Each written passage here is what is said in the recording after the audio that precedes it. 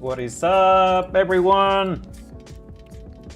What's up, Wonder Gaming? Thank you for the follow and the first time chat. Was about to play Champions Ascension and you went live. Are you doing content for Champions Ascension? What's up, Damien? Can you guys hear me well? Oh, I'm sorry, I was just finishing talking with someone else and I forgot to turn on my lights and everything. And I was supposed to be live on Kick, but it doesn't look like it's working. Let me just prepare my stuff here. How's everyone doing? Ready for the class? I believe they have an event right now. Where? In the Champions Ascension game? Champions Ascension? Man, I'm super bad at that game. I like the idea about it, but I always lose. Like I've played with mortals and it's 50-50. But I played with different, I don't know, like tourneys or stuff like that. And there's people that can manage to do, I don't know, like 5-hit combos. So by the time they finish, you're dead. And there's no combo breaker or anything. So it's just weird. So I think my Kick is not working. Supposedly, Restream should be streaming my stream on Kick. Let me just double check that, and we're gonna start with the curse. Check your encoder settings. Recommended 2.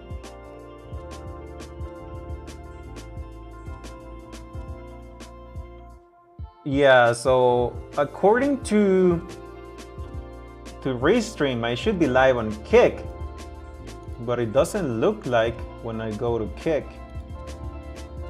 It says I'm offline.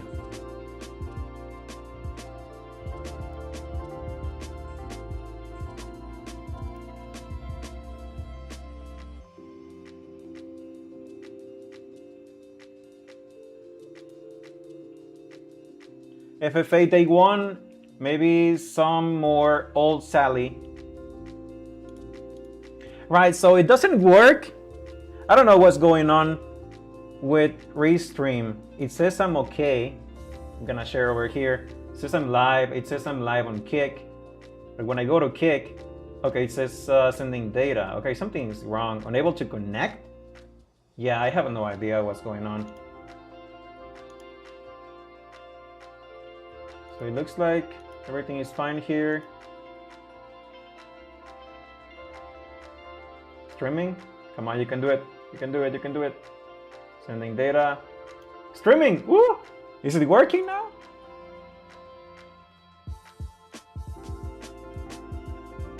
No, it says I'm offline. I don't know. If anyone is on Kick, I'm just gonna type in the chat if anyone is on Kick. Please go to Twitch. It doesn't look like it's working.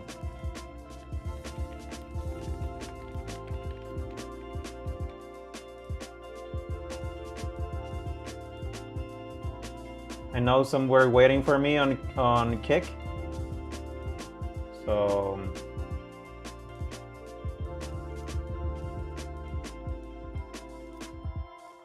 Oli, Donita.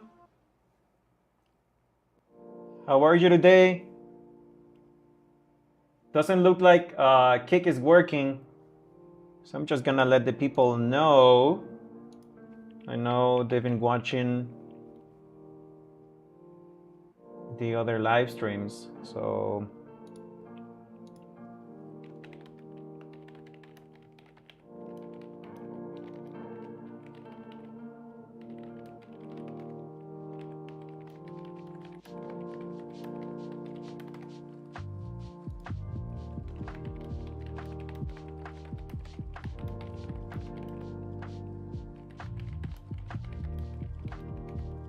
okay, I'm just notifying everyone, and there we go.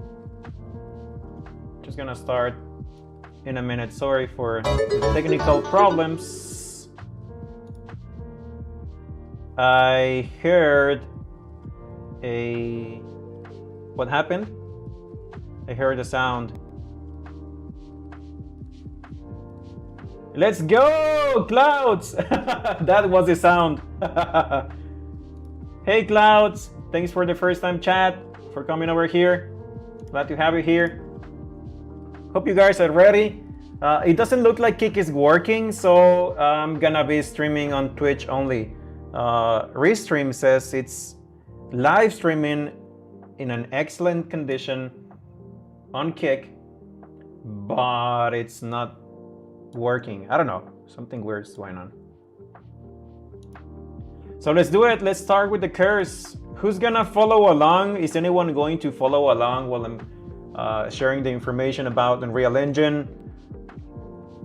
Or One Direction has a song named Clouds. You see that, Clouds?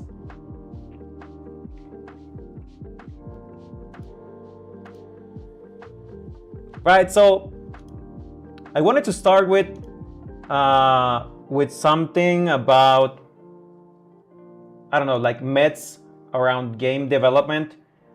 There's a lot of people that think that they need to know programming or any sort of, I don't know, like a programming language so that they can build games. And that's not necessarily true. You can build games with today's tools, even without knowing any programming language.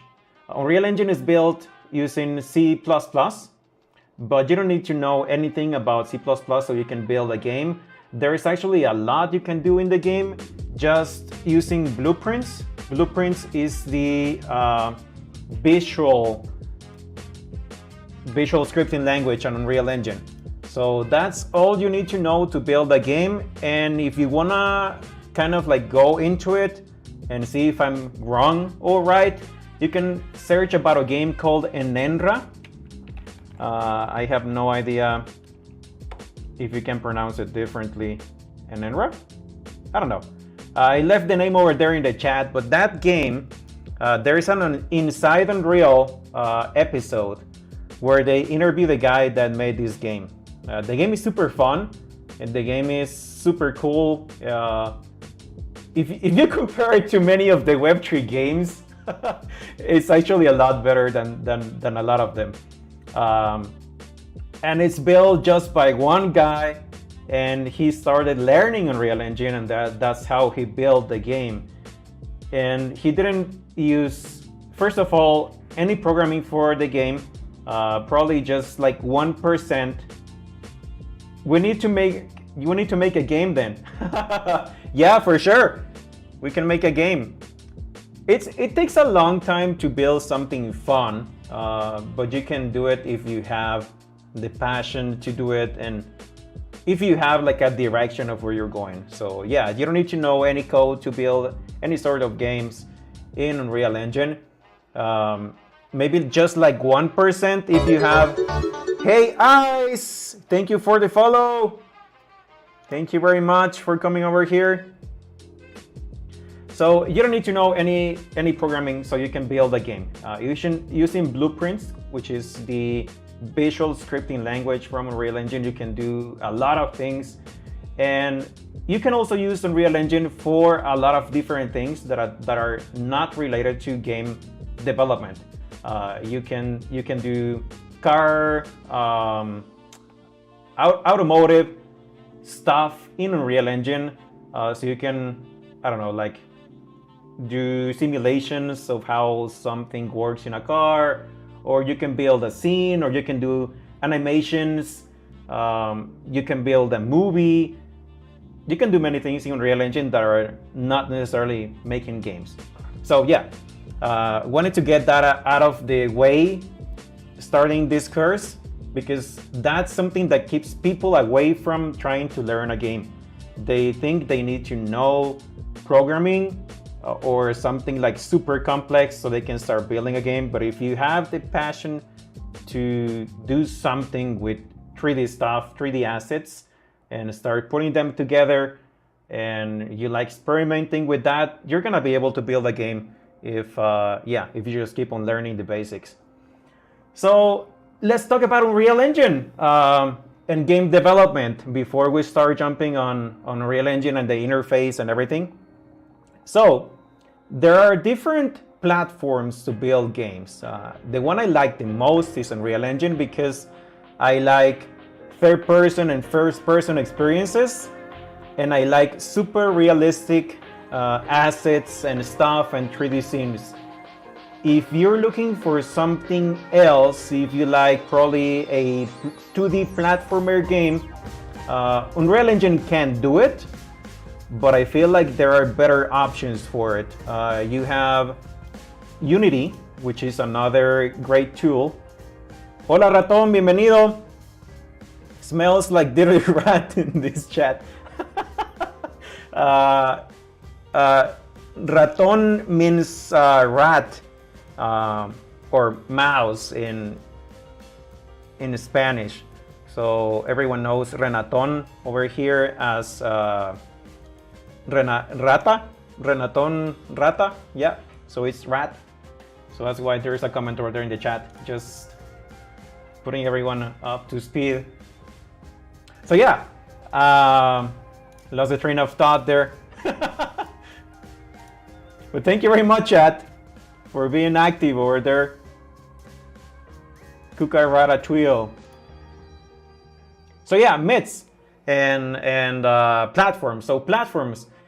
Before you jump into game development with Unreal Engine, even though I would love to have everyone over here, try to understand a little bit of what kind of game experience you're trying to build so you can choose the best platform for it.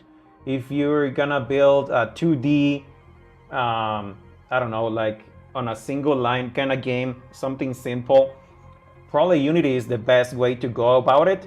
And Unity has something super cool now. Actually, one of the guys from one of the servers I'm in, Real Agents, Cameron Willis, he developed the plugin that allows you to implement ChatGPT into the platform of Unity, so you can build a lot of things just by asking ChatGPT to produce it for you. So he built an entire game using ChatGPT. The game is called Tactic Legends, and you can find it probably if you search for it. And he was invited, Cameron, to talk in the GDC because of the advancement he made with that plugin. Aren't there templates how we can use?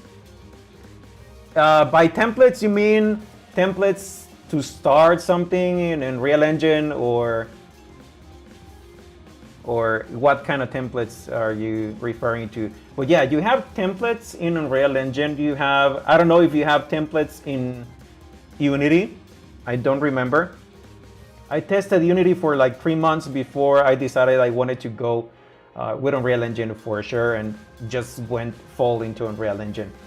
So yeah, you have templates in Unreal Engine for third-person gaming, you have for platformers, and you have for automotive and different uses you can give to Unreal Engine. So yeah, there are templates, and yeah, they save you a lot of time, but you still need to know the basics around Unreal Engine so you can actually use them. But yeah, whenever you try to choose, whenever you have an idea of the game you want to build, Lyra. Oh, you mean that kind of templates? Well, those are not exactly templates. Let's talk about that right now. When you go over here to Epic Games, we have Unreal Engine, the Unreal Engine tab. So you have news, samples, and marketplace. Let's go to marketplace, and I'm gonna give you guys a tip so you can do it right now. If you have Unreal Engine installed, or maybe even if you don't have it, go to the marketplace and go to the free section, and there is an option that is called free for the month.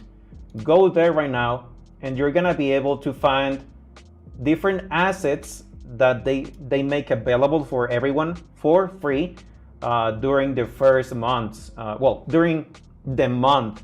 So during this month, you can get all of these assets for free, and if you put them all together, it's like $350 in assets for free, and they do it every single month.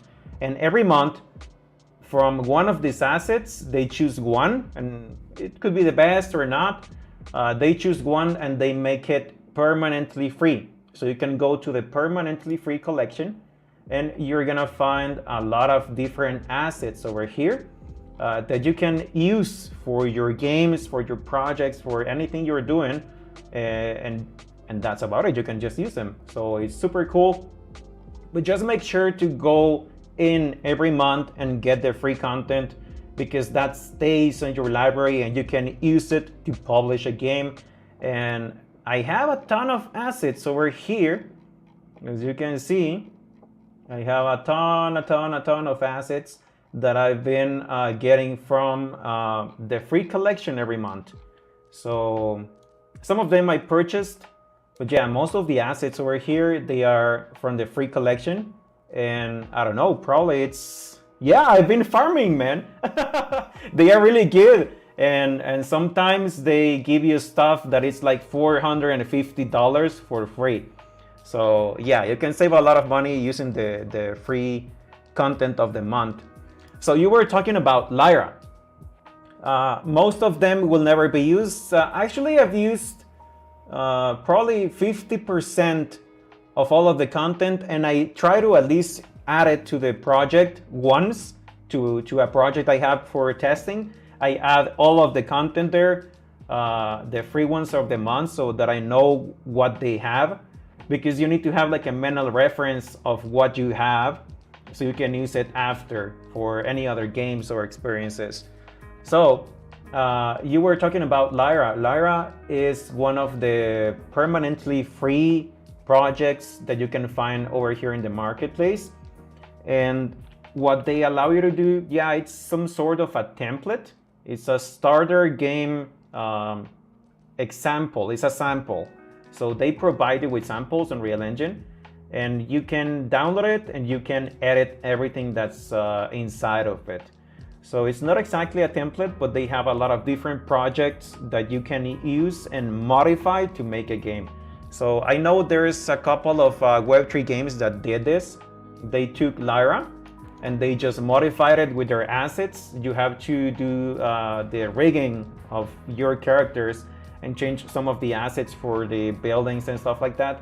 And you have a first-person shooter that works like super fine. So yeah, you can do that, but still you're gonna need, if you want to change the assets, you can, if you want to change the characters over here for something else, you gotta know how to rig a character and change it and use some of the advanced things in Unreal Engine. So yeah, you have templates the Unreal Engine marketplace and the Unreal Engine community, it's big, and I would like to say they are mostly helpful. They are. So if you post any sort of problems you have in the forum, you're gonna get at least one response of someone trying to help you. So it's a really good community inside the Unreal Engine community. And the marketplace is huge. I think the marketplace in Unreal Engine is like 3 times bigger than the marketplace in Unity. So yeah, there's a lot of people building content for Unreal Engine. And Unity is the other option you have from the most known platforms for games. And yeah, it's really good. So what else do I want to talk about before we move into, well, let's just go inside Unreal Engine. So if anyone is following me, just go to Unreal Engine in the Epic Games Launcher, go to the library section, and over here is where you can install a new Unreal Engine version. So I have the 5.1 version and the 5.2, and I used to have the 4.2, which is the most used still for some projects that haven't updated stuff, but I just decided I was just going to remove it. If you want to install any game version, engine version, sorry, you just add it over here, install a new version of Unreal Engine, and then it's gonna show like this, and you just click install, and it's going to download Unreal Engine, and that's it. You can use it after it's installed. So let's launch Unreal Engine 5.2, which is the latest version, 5.2.1. 5.2.1, it's from about a week ago. They just launched the 2.1 version. So I'm just gonna open it. Are you going to talk about, what is that? Gay behavior.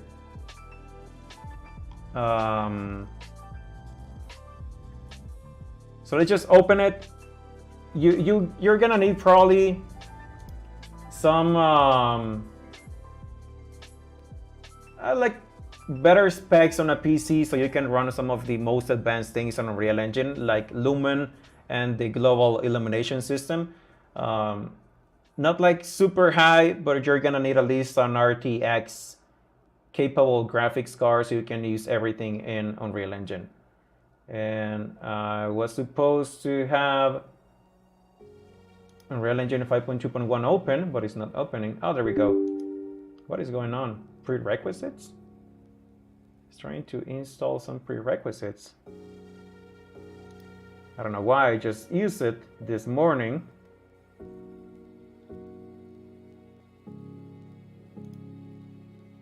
So whenever it opens, we're gonna start talking about the Unreal Engine interface. I remember when I started learning Unreal Engine, and it was like super, I don't know, it was overwhelming.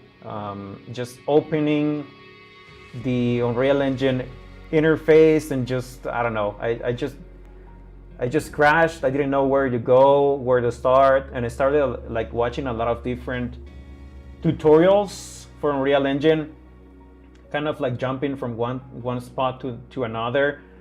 But it was, I don't know, like a daunting task finding a real slow, I don't know, like tutorial to learn Unreal Engine. So I'm gonna teach you guys Unreal Engine the way I would have liked someone to tell me how to use it, because it's a lot to process when you start like watching the interface and I don't know, like trying to figure out what to do. So I'm just gonna take you slowly by the hand to understand what happens in Unreal Engine, what are the tools, what are the different windows you have, how to create a project, and everything like super slow, you can say, but you should be able to understand at the end of like week 8 how to do like mostly anything to build a good scene in Unreal Engine. So let's do it. This is the Unreal Engine window that you get to see whenever you open Unreal Engine the first time. You're gonna be able to see the recent projects. If you don't have, well, if it's the first time, you're probably not gonna have anything over here. And here are the templates that you were talking about, Boneyard Gaming. So we have over here a first person template. So what happens over here is that it's going to take the camera and adjust it to adjust the spring arm of the camera. So whenever you hit play to preview the game, is going to use that kind of camera where you only see the hands of your character. The third person is going to show you a camera that is behind your character, and you can actually see your character. So this is the third person. You have a top-down if you're gonna build a top-down game. Well, Unreal Engine takes care of these camera issues from the beginning. So you have vehicles, you have handheld AR, you have virtual reality. And as I was telling you, you can use Unreal Engine not only for games, but if you're trying to do like virtual production and green screens and trying to build effects, if you're trying to build lights, and a lot of things you can do in Unreal Engine. You can use it for ArcVis, which is our architectural visualization. So if you're gonna build based on different architecture stuff, you can use it for that. Automotive, you have the photo studio over here, and you have some options that allow you to use the chaos vehicles inside Unreal Engine, and you have simulations. So there is a lot you can do from scratch in Unreal Engine. So let's start our project. We're gonna be using this project for the next 10 weeks or so. So if you're gonna follow me, let's go over here to the third person. Let's go to the games category, and then you choose the third person. And then you have over here the description of what the template is about. You have two options, blueprints and then C++. We're just gonna focus on blueprints. And then over here, you choose desktop, quality percent maximum. We're not gonna use ray tracing for this one because we're gonna use lumen and global illumination. I have an RTX. And make sure you click on this option over here that says starter content. So you click that, and it's going to add some assets for you so you can use Unreal Engine and build some stuff without having to download stuff like the first time.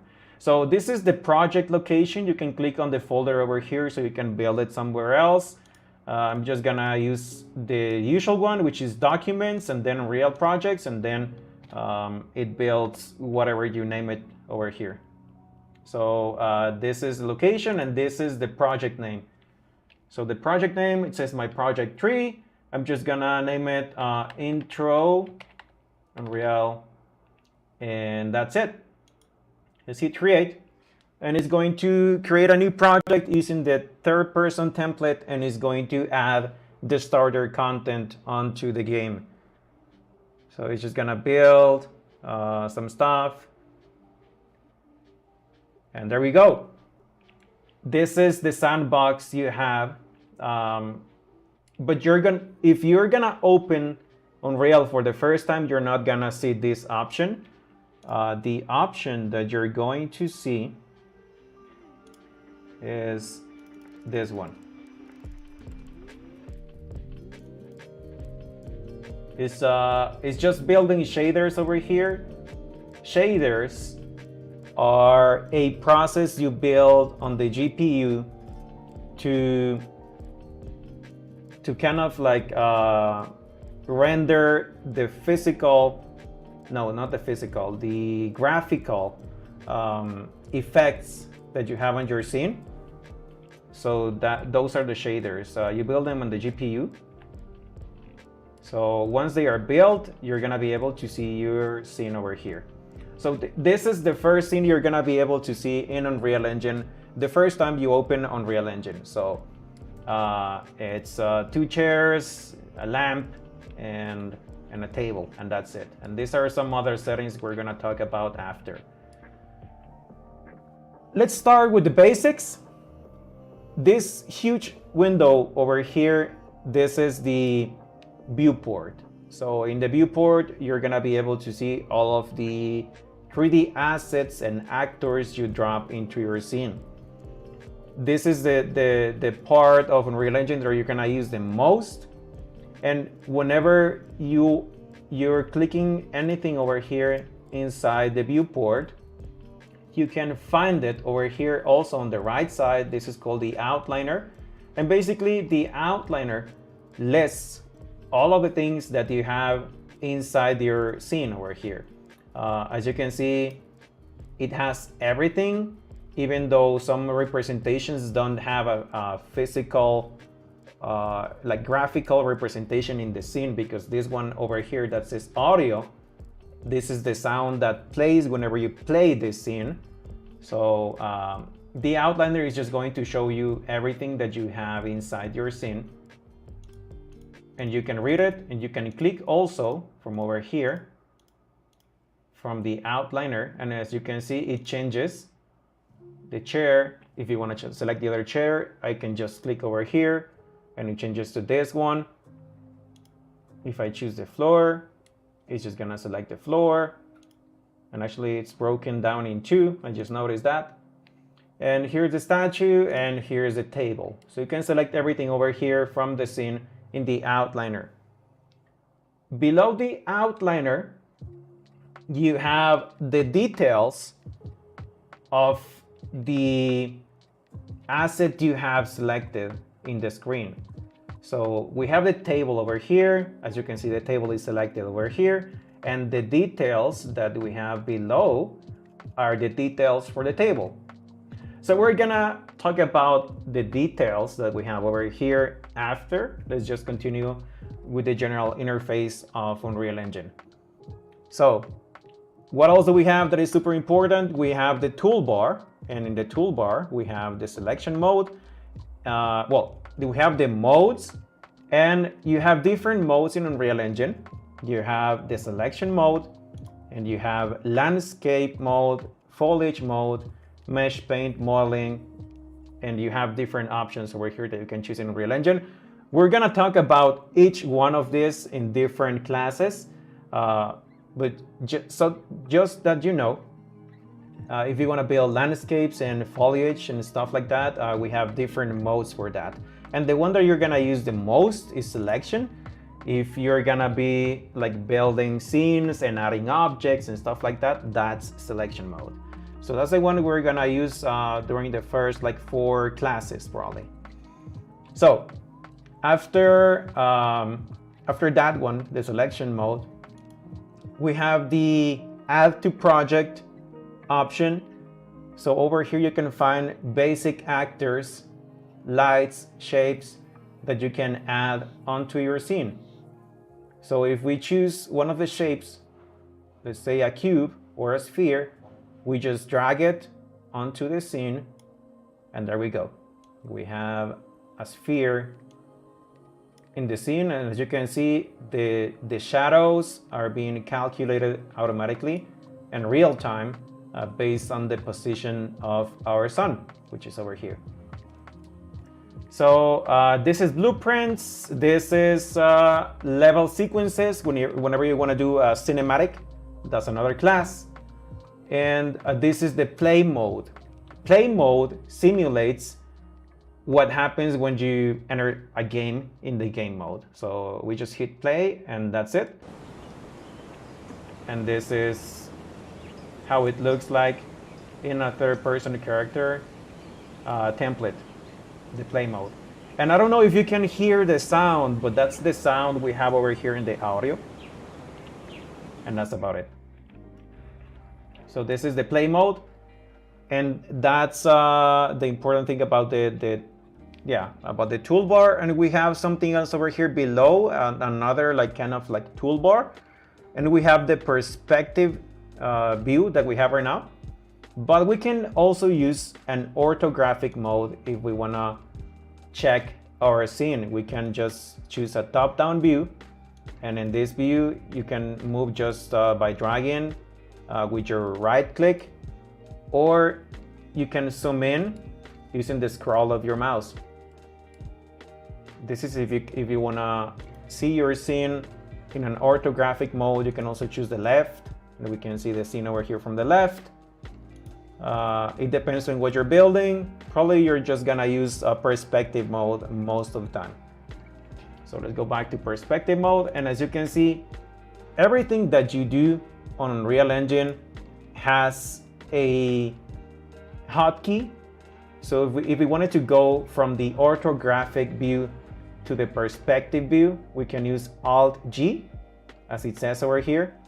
So just press Alt and G, and you go back. You go back to perspective mode. So there is a lot there's a lot of time that you can save whenever you use most of the hotkeys in Unreal Engine. I'm gonna teach you all about them as we go on the course. So something that you're gonna love probably is how you move inside the viewport.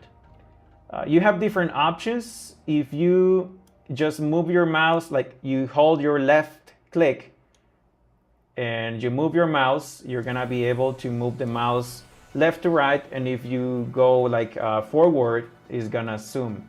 That's one way of moving inside your scene. But the one that I use the most, and you're gonna be like super comfortable using because you're gamers, most of you, is holding your right click and using your WASD keys as your arrows. So if you hold your right click and press W, you go forward. If you press back, you go back, well, which is the S. And if you press A, you go to the left. If you go D, you go to the right. So yeah, you should be able to manage this as a pro because you're, yeah, WASD, perfect for gamers. So hold your right click and use WASD. If you move your mouse, whenever you're holding your right click, it moves your camera. So it's super easy to move around the scene whenever you're using these keys. And that's what I use the most whenever I use, whenever I use Unreal Engine. That's the way I move usually inside of the scene. So yeah, those are some of the options. Also, if you hold the right click and instead of pressing the arrows, WASD, you press Q, you go down, you press E, you go up. Q down, E, up. So WASD and then the ones on the sides, and that's how you move easily in Unreal Engine. Super easy, right? So if you have any questions, just let me know in the chat. I'll be happy to answer any questions. But for now, let's just continue. Let's go to the gizmos over here. So as you can see, we have different like icons over here. And this one that has the 4 arrows, this is the select mode. I'm not sure if you can call it select mode, but yeah, whenever you're there, you're using the select gizmo. Whenever the select gizmo is selected, anything that you have on the screen and you select, they are going to show you these 3-axis arrows that you can use to move the objects. So to move any object, you can either select any of the arrows to move them in the direction of the axis that the arrow is pointing at. Let's say the Y-axis. You just hold the left click of the mouse so you can move the object, and it's moving the chair over here. We want to move it over here. On the X-axis, we just select that one. And if we want to move it like up and down, we choose the Z axis. Let's just delete the sphere over here. And that's how you can move stuff in Unreal Engine. Super easy. Let's just bring it down. If you notice something, whenever I'm moving stuff in Unreal Engine, it's kind of like jerky. It's not like fluid. It has some stops, hard stops. And that's because snapping is usually selected over here, as you can see over here on the right side, enables or disables snapping to the grid when dragging objects around. If snapping is enabled, this is gonna happen, and you can change how much you want it to move in a snap. So let's move it to 50, and let's move back a bit, and as you can see, it moves more, and it stops like exactly at 50, and the the scale you use in Unreal Engine is centimeters. I'm not sure if I'm pronouncing that right, but yeah, just bear with me and my bad English. Centimeters, that's the correct word, I think. But yeah, centimeters, this is 50 centimeters, is going to snap at 50 centimeters. So if we move it to 100, it should be 1 meter. Every 1 meter is going to snap. Or you can disable it. Let's just go back to 10 over here, which is like the usual. If we disable it, the movement is gonna be like super fluid. Depending on what you want to do, you might want to disable this option if you want like more control over where you're moving the objects on the scene.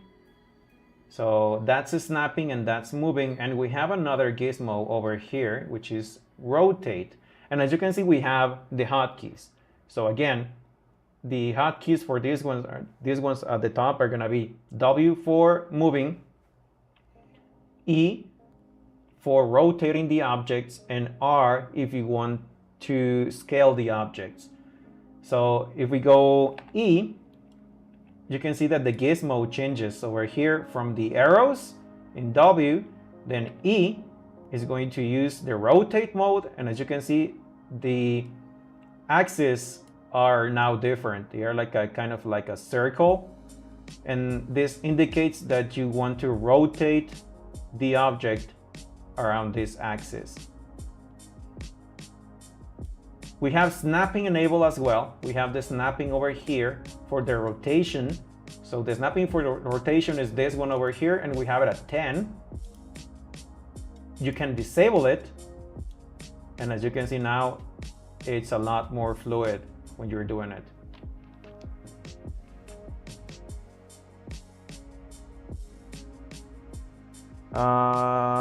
Give me just a moment. Give me just a moment. I just need to answer this message. Give me a quick minute.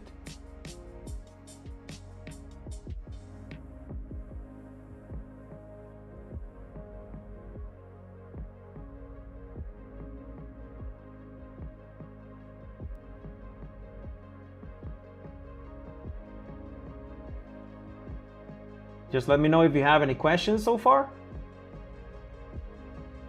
If not, we're peachy. We'll just continue going over here. Let me just answer this message. There we go.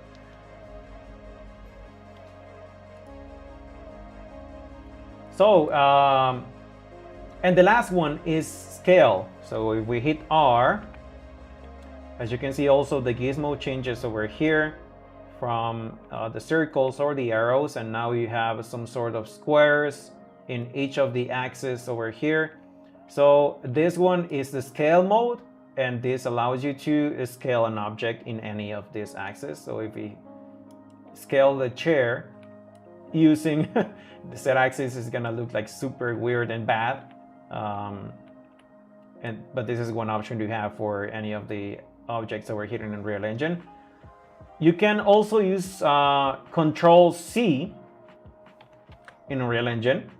Control C, so you can bring back the object back to the state you had it before you made a change. So that helps a lot.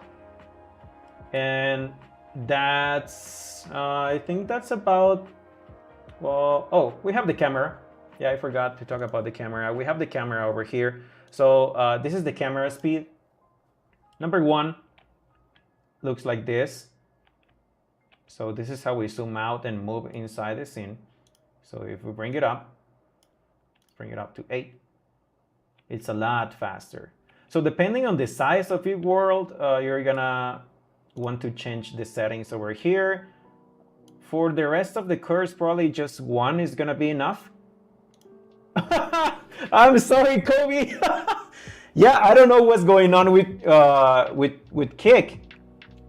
I was showing everyone that according to Restream, I'm live on Kick for 24 minutes, and it looks excellent and whatever, but it doesn't look like it on Kick.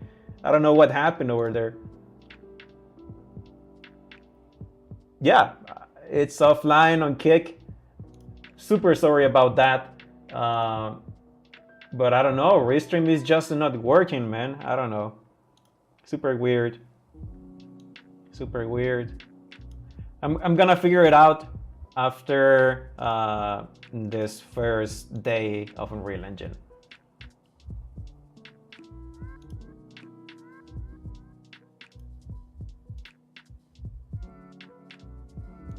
There we go. There we go. Okay, let's go. So, yeah, I'm sorry you missed a lot of the class, but well, we just talked about like myths around gaming, and we talked about it before with you about it, that you don't need to know any programming to build a game in Unreal Engine. You can use Blueprints, which is the visual scripting language in Unreal Engine. So no need for coding and C++ and weird stuff. Yeah. And why Unreal Engine is good for me, the differences between Unreal Engine and Unity, and making sure that depending on the game you want to build, if you have a game idea already. Hey, Complex Dev, welcome, welcome. Happy to have you here. I'm doing, what are you doing? I'm starting the Unreal Engine course that I'm giving in Spanish, in English. So this is class number 1. So if you're gonna jump to Unreal Engine from scratch, this is the best place to start. So we're starting from scratch. We're learning about the user interface in Unreal Engine, because at first, whenever you appear, I don't know, like the first time you come over here to Unreal Engine and you just find, I don't know, like all the options, it can be daunting, but it's easy. I'm just gonna show you what's the usual things you use in Unreal Engine. So yeah, we're starting from scratch, learning about the user interface in Unreal Engine. So we just went over the gizmos over here that allow you to go from translating objects, rotating objects, and scaling objects in any of the axes. So those are the basic options. Remember W, E, R, and you can press Control C so you can bring back the objects to their previous state. So that's those are like the basics. So something else, let's talk about duplicating objects and creating more objects in Unreal Engine. So you have different ways to do that. We have the chair selected. We are in select mode. So whenever you have something selected, one of the ways you can duplicate a chair, it's by using, I think this chair needs, oh yeah. Let me just undo rotation. There we go. So whenever you have something selected, you can press Control and D, and it's going to duplicate the chair. That's one option. The option I love using is clicking on one chair or any object on the scene you want to duplicate, and you can hold Alt on your keyboard. I'm just gonna type over here, Alt.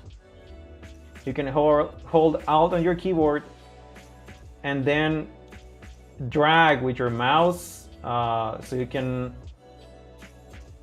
yeah, basically duplicate the content in the direction you want. So that's how easy you can do it. Or you can go to another super important sections of Unreal Engine, which is right at the bottom left. It's called the content drawer. You can click it, or you can press Control and space to open it.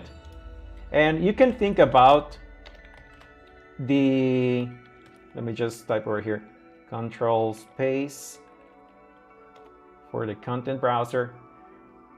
You can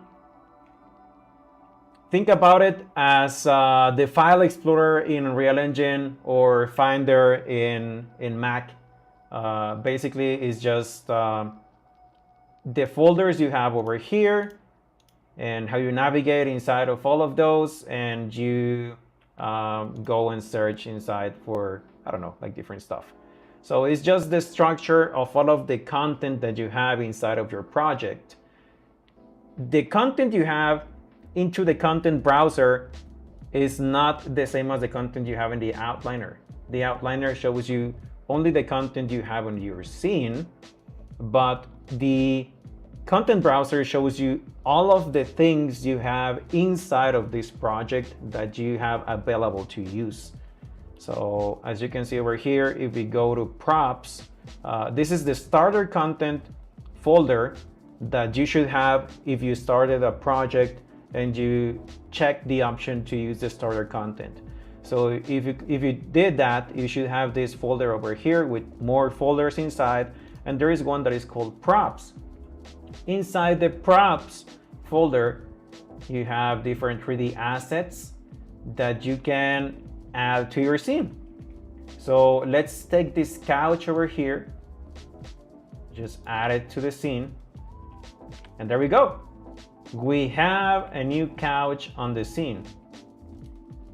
Super easy, super, I don't know, user-friendly to work with Unreal Engine. So you have your, I don't know, Finder or File Explorer, which is the content browser, and you just drag and drop content from here to there, and it's going to add it to your scene. Once it's on the scene, you should be able to find it on the outliner and also, well, on the viewport. So yeah, basics about Unreal Engine. There's something else that probably you have noticed, and it's this over here, and probably you're wondering what the heck is this. So this over here, if we go to the outliner, there is a folder that is called lighting. So you can make folders in the outliner to make it easier to find stuff inside your project. Very recommended to do it. If you don't save everything inside folders, it's gonna be a mess finding everything after. So it's a good recommendation to start thinking about categories you want to save the content inside your game. So we have one folder over here that is called audio, another one that is called gameplay actors, and this one has the player start. Lighting has all the lights that we use on this scene. We have the static meshes, and the static meshes are the chairs, the floor, the statue, the table, and the couch is outside. So we can drag and drop this into the static meshes folder. So now it's inside the folder. And there is an eye over here that you can use to hide some of the assets. Next to the assets, there is an eye. So let's say I want to make adjustments to this chair over here, and this table, I don't want to move it because, I don't know, it's just perfectly placed.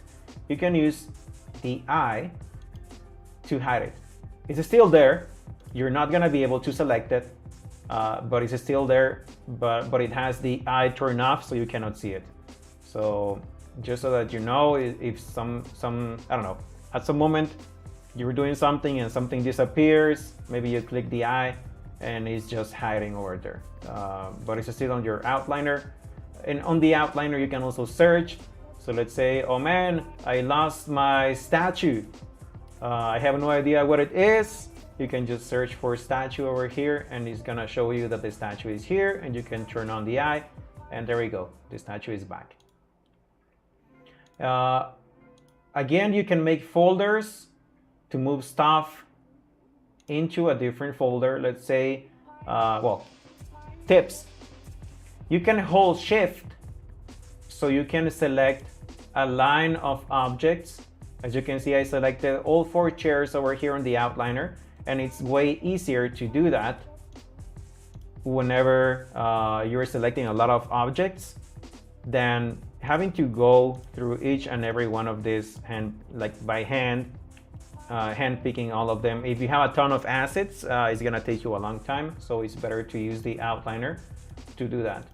So let's say we have the 4 chairs selected now. We can also create a folder for these ones, and let's just you can right click over here on the outliner, and you can move them to a folder, to a level, to different options, or you can just add them to a folder. New folder. Where is the folder? Where is my folder? New folder. Oh, over here. There we go. Create a new folder. And now all of the objects that you have selected are inside a folder. So the chairs are all here. And it's super easy to do edits on your scene if you're putting everything inside folders. That allows you to do any edits after, like, super easy. So we can make a new folder now that is called chairs, and if we just wanted to hide the chairs, we just click the eye on the folder for the chairs and they are gone. So yeah, folders and outliner, super easy way to categorize the content on your scene and do edits after. So things over here that are weird, these are the lights. If you are annoyed by the lights and stuff that you can see on your scene that you shouldn't see because they are not necessarily adding a benefit to all the graphical things that you want to just see, you can press the G button. G, just gonna send it on the chat over here. So if you press G, they are gone. As you can see, also the grid that's below, it's gone. And that grid you have over there, you can also change it, and you can make it bigger or smaller, depending on what you want to do and what's the use case for the assets that you're going to move on the scene. But you shouldn't need to worry about this until maybe class 16 or something like that. So yeah, that's about all the basics from creating a scene.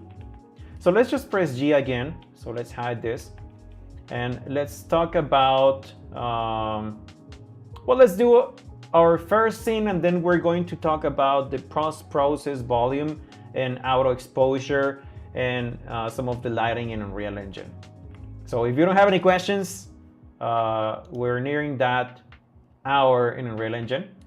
Let me know if you have any questions. So I'm gonna let's do a scene using the basic content we have over here, so it looks a little bit different.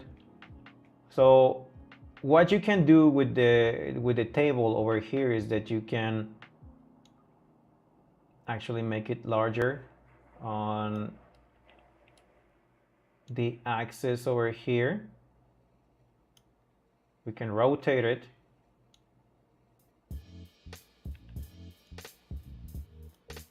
And we can move the chairs or add more chairs. Let's just move them a little bit.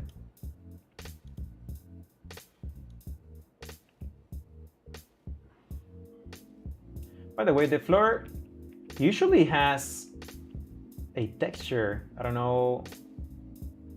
Oh yeah, it has a ceramic tile checker.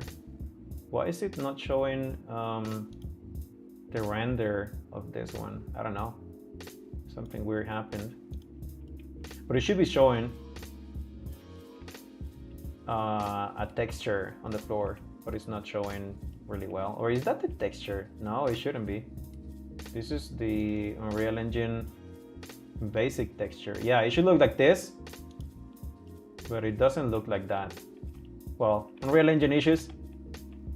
Unreal Engine, yeah, it does have issues like any other gaming platform. Well, not gaming platform, gaming engine. They usually have bugs because they are constantly trying to improve their tools to be like the best on the market for any specific thing. So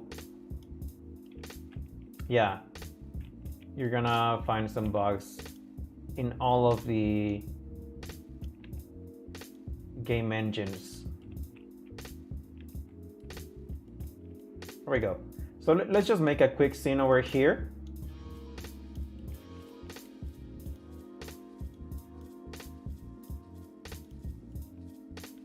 What else can we add? Let's add a light from the content drawer, control space, or just click the content drawer. And we have a lamp over here. It's a ceiling lamp. We can add it to the scene. Why is it not snapping? Snap. There we go. Just like weird snapping. So we have it over here. We can actually change this. Oh, I turn off snapping. Okay. This is one of the reasons why snapping is good for rotating objects, because you want to use like 90 degrees, 180 degrees usually. So let's just use 190 degrees, and it's gonna be exactly, no, 180, sorry. And it's gonna be exactly the other way around.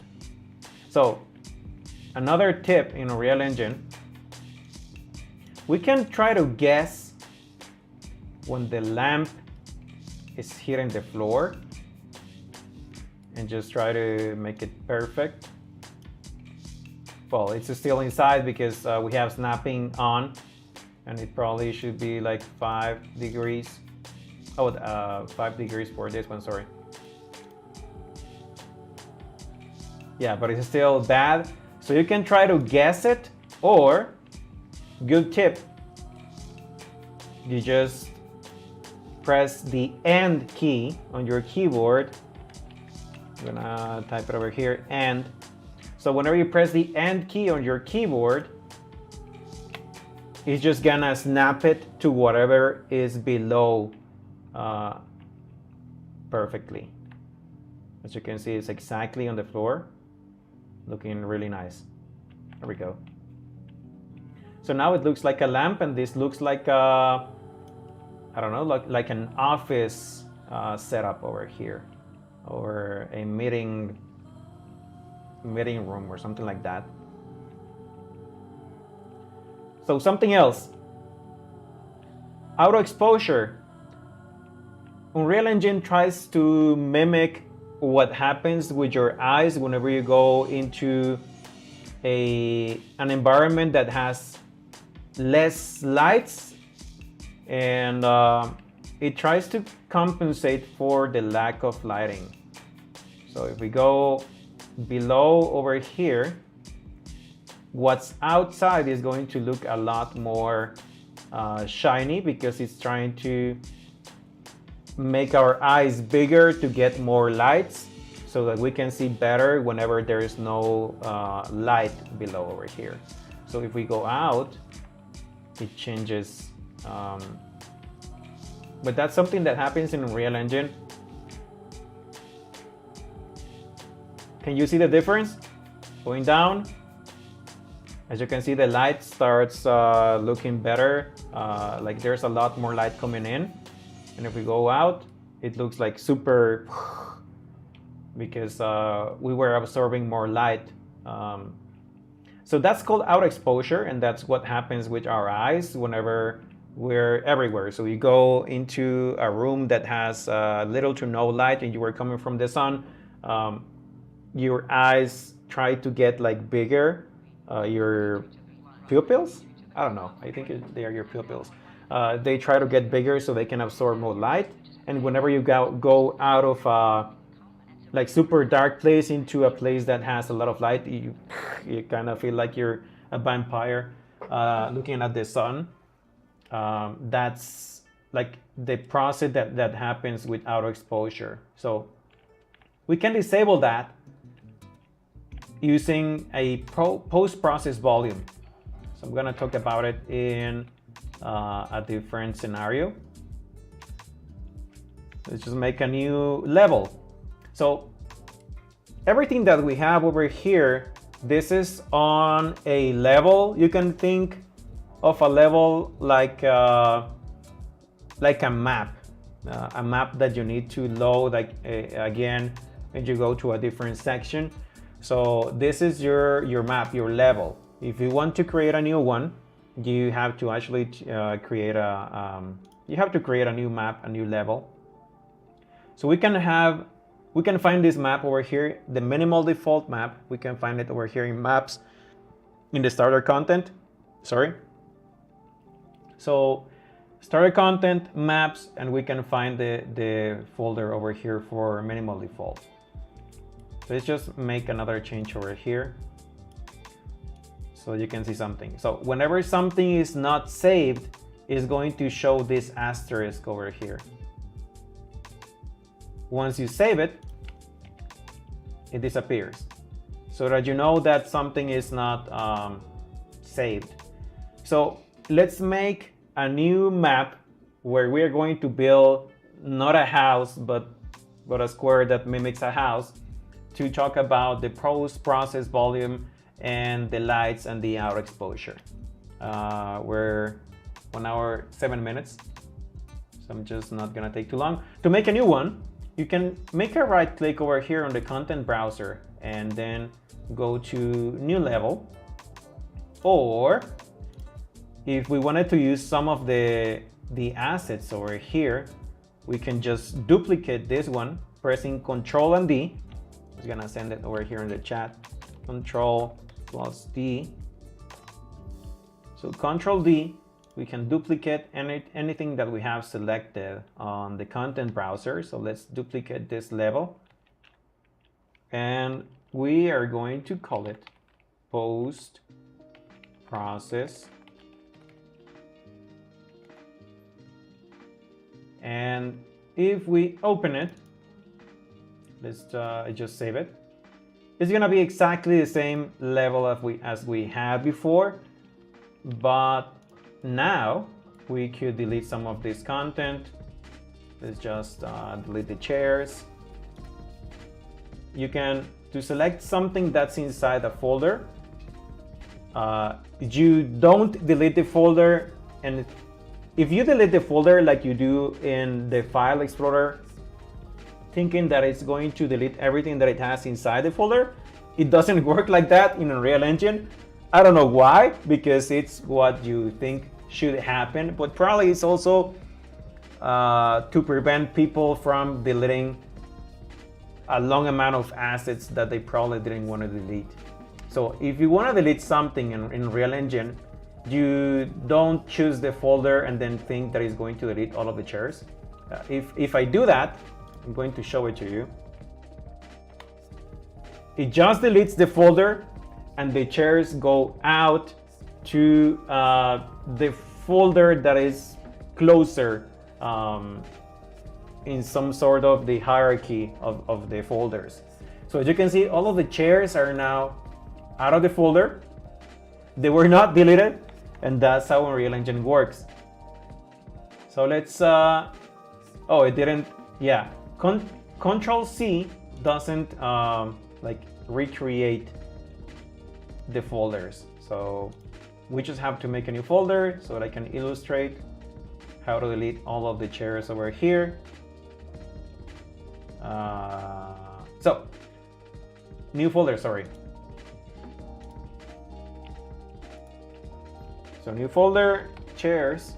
So if you wanted to delete everything that's inside the chairs folder, you make a right click on this one, and then you go and select the option, select all immediate children or descendants, depending on what you want to delete. So all descendants, and it's going to select all of the chairs And now you can hit delete on your keyboard so that you can delete all of the chairs, and the folder is still gonna be there, but the chairs are gone. So this is just weird. That's just one of the weird things in Unreal Engine.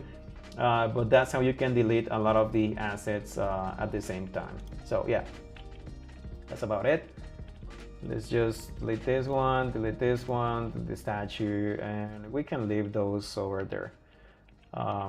Let's just press G so we can get rid of this things over here.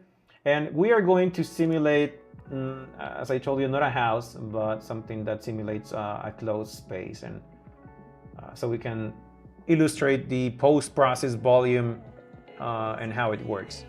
Because we're going to be using post-process volume for everything in this course. So let's go over here to add an object. This is the button you want to use. Then go to shapes. Gotta run, but thanks for this, bro. You're welcome. Thank you for coming by, Damien. Hope you learned something. So let's just drag a cube over here, and we're just gonna use this option to turn this into a wall.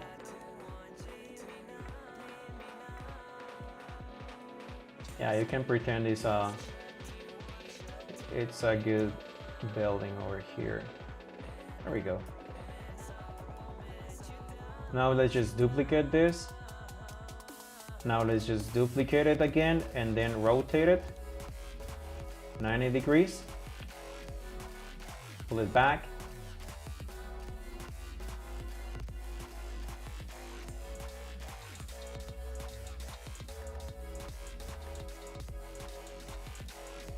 I'm just going to illustrate a point over here. There we go. So this this is a super cheap house. We can do better, but this is just to explain post-process volume. So let's just do 90 over here.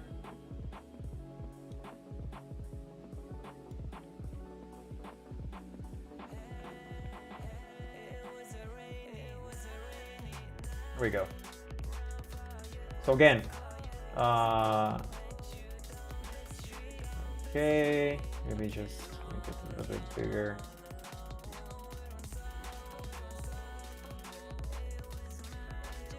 There we go. So we go into the house. Even though there's little light, it's gonna try to compensate for the lack of light. Can you see how it becomes increasingly more exposed? That's the auto exposure. Unreal Engine, this is the basic, this is by default. That's how Unreal Engine works. It's using auto exposure for everything. So if we go out, everything is gonna be like super bright. If we go in super fast, everything is gonna be like super dark. And then as we go and check the light, it's gonna try to compensate and auto exposure, auto exposure, auto exposure. That's how Unreal Engine works by default. But we can disable that. Why do we want to disable that? Because it's gonna make it easier to have like a balance of color and lights on your scene. So how do we get rid of that? Let's just make sure we don't have a global post-process volume in this scene. Volumetric cloud. There we go. There is no post-process volume on this scene. So let's just add a post-process volume, and I'm going to tell you what the post-process volume does. Let's go to add an object, and then we go over here to the volumes option. And inside the volume option, we have the post-process volume option. So let's just drag it over here in the scene. And yeah, you can't see anything. If we press G for game, we should be able to see it, and it's a square. So what is this square about? This square for post-process volume allows us to work on the visual effects that you can use in Unreal Engine. I'm gonna show you how this post-process volume works. Like, okay, there is one because it says post-process volume 2. Let's just go back to this one, post-process volume. There's one over here. Just to make sure, we're just gonna delete it. Not sure what settings they were applying over here. And let's go and add a volume. Like explosions. No, it's not explosions. It's basically like colors and saturation and camera stuff, camera level stuff. If you wanna do like VFX, you can use Niagara for that inside Unreal Engine. So that's probably like, we're still a long way to learn Niagara. Let's just add a post-process volume again. So the post-process volume, whenever you add it to the scene, now we are going to use the details panel. So whenever you add something into the scene, the details panel shows what the object can allow you to do. If the object is a special object, you can say that has different options. So this one, for example, it has the mobile depth of field, it has bloom, exposure, which is the one we are going to see right now, and a lot more options over here. So let's just play with exposure right now. Let's just make this smaller. So as I was telling you, auto exposure doesn't work for game design because it changes how the light is in different scenes depending on how you're looking at it. If you're behind a tree, then yeah, you can do weird stuff if you don't have a static exposure on the game. So this is the first thing you have to learn. So let's go over here to the details section of the post-process volume, and on the post-process volume there is something that is called mirroring mode, and as you can see it says auto exposure. This is the basic setting. Let's just click on this one, and now let's change this from auto exposure to manual, and nothing happened. Everything is still the same. And the reason why that happens is because we have to enable another option, but I'm going to show you before that how this works. So if it's in manual, we have to change the exposure compensation, otherwise it's gonna look super dark. Why we cannot see anything? Because auto exposure right now is just affecting what's inside the cube. Let's just go inside the cube, and as you can see now, everything is super dark. If we change the the exposure compensation inside the cube, as you can see, it changes how much light we have on the scene. If we go out, well, it's broken. And now it's using auto exposure again, trying to compensate and stuff. So what we need to do in order to apply the manual exposure to the entire scene is go over here at the bottom options of this post-process volume. We go over here to post-process volume settings, and there is an option that says infinite extent unbound. So what that does is that it's going to apply all the effects we change over here on the post-process volume for the entire scene we have, independent of how many kilometers wide is your scene. So yeah, now it's being applied to all of our scene. So I'm gonna show you the difference.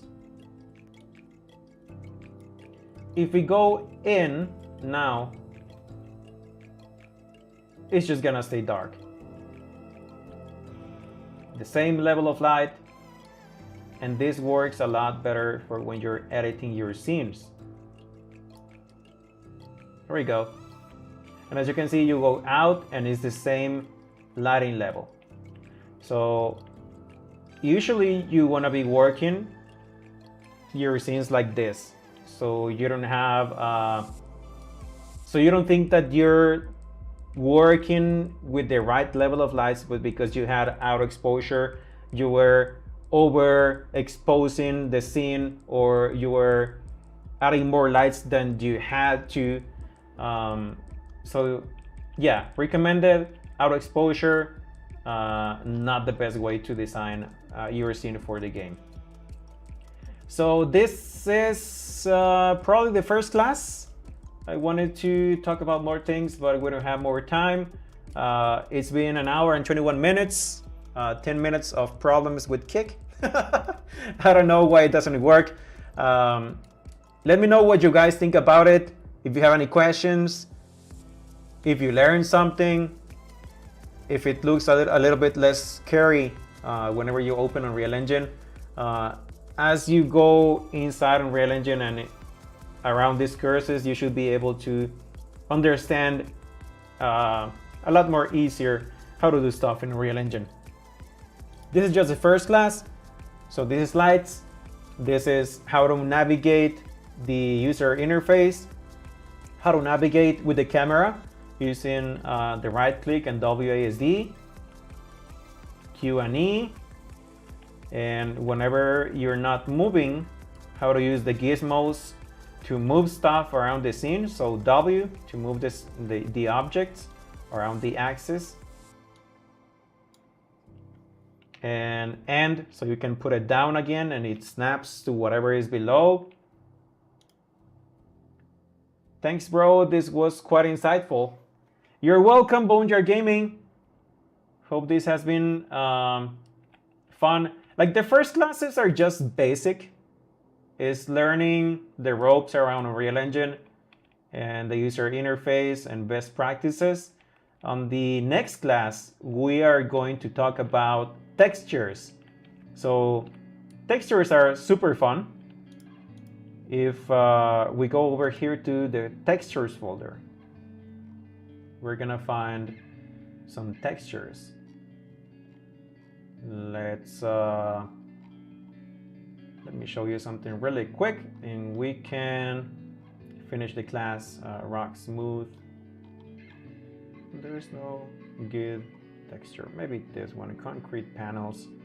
So if we drag and drop this over an object, after it finishes the shaders, it should apply the texture. Oh, this one is for,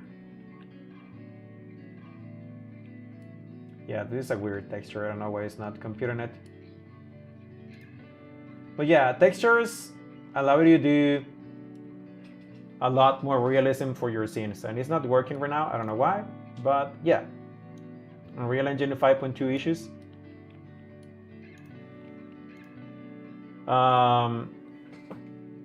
I would like to see how you utilize some of these techniques in your game sometime. Yeah. The first class is like super basic, so it's just about moving around the scene and learning how to move stuff around the scene and all of that. Whenever you go more into game development, yeah, there is a lot of building for the scenes, but I think what you spend most of the time in is developing functions for the game. For example, like doing quests, doing functionality if you want your player to be able to swim whenever it hits the water. You need to add some tags to different kind of things so that you can program functions for sound, for example. If you have grass, you would like to play a grass sound as opposed to whenever the character is like walking in a concrete surface or something like that.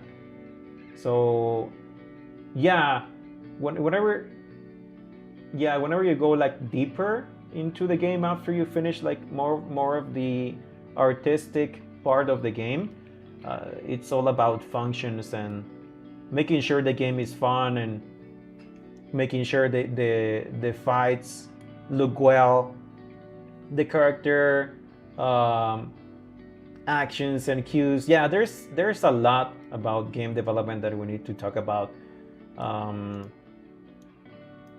But yeah, a big part of Unreal Engine, if you're gonna be like a technical artist, or if you like just, I don't know, doing things in 3D, is gonna be learning how to use materials, learning how to use landscapes, learning how to move freely, add content to the project, and then import project.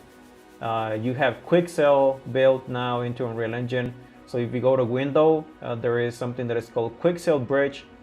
So you have around 14,000 different 3D assets. You have surfaces, you have plants, and these are all free. You can just add them to your project. So yeah, it's super fun. Would you say Unity or Godot would be easier as a beginner game dev? No, I think, well, it depends. As I was telling you at the beginning, it depends on what you want to do. I think Unity, if you just want to build like a 2D game, is easier. Because doing that in Unreal Engine is a little bit more complex, because I think Unreal Engine is built for 3D games. That's, you can do, yeah, a platformer and a 2D in Unreal Engine, but I think like you're gonna get the best from Unreal Engine if you're building a 3D game. So for 2D games, yeah, Unity, Godot.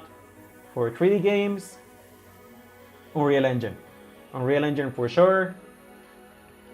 They've made a lot of progress. The global illumination system and how everything is like real time, how fast they compute all of this for shadows, for colors, for lights. It's like super optimized for that. So 3D games, Unreal Engine, and they also have a lot of things that they are just out of the box. I'm gonna give you an example right now. In Unity, as far as I know, you have to program, and also in Godot, some of the physics that you're gonna use inside the game. In Unreal Engine, for example, you have this mass over here of this cube. If you just click on Simulate Physics over here on the Details panel, so you have the cube selected, you go to the Details panel, you go down over here, so you have Transform, which is the location, rotation, and scale.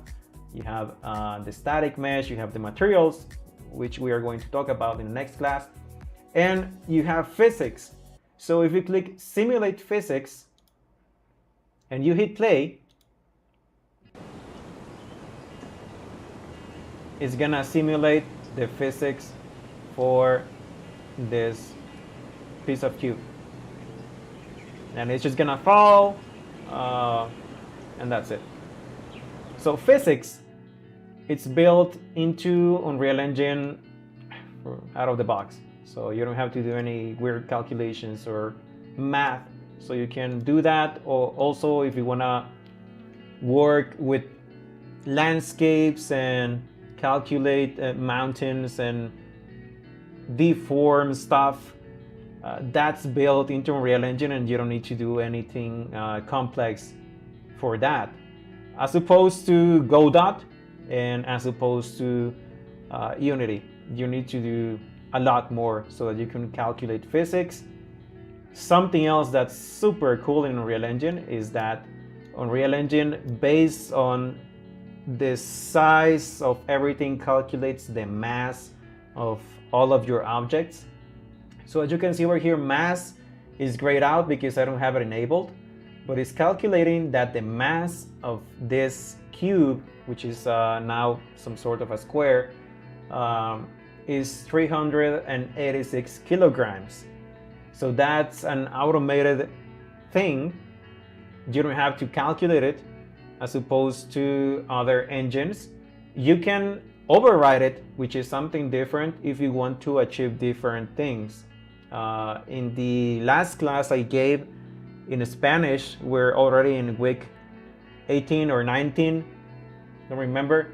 I showed people how to build using blueprints some sort of a shooter that shoots iron balls from where you're standing. So if the mass of the balls you shoot is like super high, let's say 1,000 kilograms, and you hit something else that's a lot less heavy, things just go all around, and you can I don't know, make a lot of mess, which is fun when you're playing any games. So that's super complex in other platforms. So yeah, I love Unreal Engine. I think for 3D is one of the best options you have. It's probably the easiest as well. I think it's not complex learning Unreal Engine, and yeah, you can learn like super fast compared to other options like the learning curve. It's a lot easier, I think. So if you hit play now, it's just gonna mimic the physics for this, and these objects have colliders, and you can move. So yeah, I think it's easier. Unreal Engine is easier for 3D games, and 2D games, Unity, because they have the ChatGPT plugin, it's a lot easier now. But for 3D games, if you also want a lot of realistic scenes, Unreal Engine is the best in the market right now. There is no competition for Unreal Engine. As far as I know, the guys from Rockstar Games, they have, I forgot, Rockstar Engine? No, what's the name of their engine? They have an engine, the one they used to make, damn, I forgot the name of the game, but it has like super nice graphics. It's from Rockstar Games. Red Dead Redemption. So Red Dead Redemption is using the last version of the, I think it's called Rockstar Engine. I don't remember the name of the engine. That one is not public, but there's rumors that they might make it available for the public. So maybe that one would be a good option also. But for now, Unreal Engine doesn't have any competitors when it comes to the level of detail and photorealistic options you can get whenever you're building any games. And that's because of Lumen and the global illumination system, that it's just out of this world. So yeah, I hope that answered your question.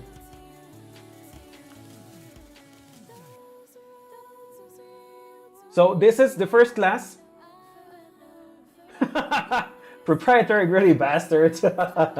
Yeah, they have a ton of money, man. They make good games. I hear Grand Theft Auto 6, GTA 6 is just gonna be crazy. It's gonna be using the same graphics for Red Dead Redemption, a little bit better because they have kept on improving their system. So I don't know what we can expect from it. From the graphics standpoint, I think, yeah, Red Dead Redemption can be at the top with Cyberpunk 2077. They have a lot of great stuff for graphics as well, super realistic. And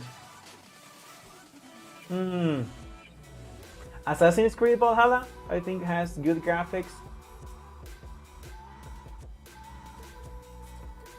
Yeah, but just Rockstar, they have their own proprietary software to make games, and it looks insane. And hopefully they make it available. I wouldn't switch from Unreal Engine because, yeah, learning curve and all of that. but I would start testing it for sure. So yeah, this is the first class. Thank you very much everyone for tuning in. It's an hour and 30 minutes. I'm gonna be here every Thursday talking about Unreal Engine, teaching you how to understand Unreal Engine. So next class, we're gonna talk about materials and textures and nodes for materials. And I'm going to talk about roughness and metallicity and many cool stuff in Unreal Engine. So you need to learn that so you can create cool stuff in Unreal Engine. So that's about it. If you don't have any questions, that's all for today, and I hope to see you guys next Thursday.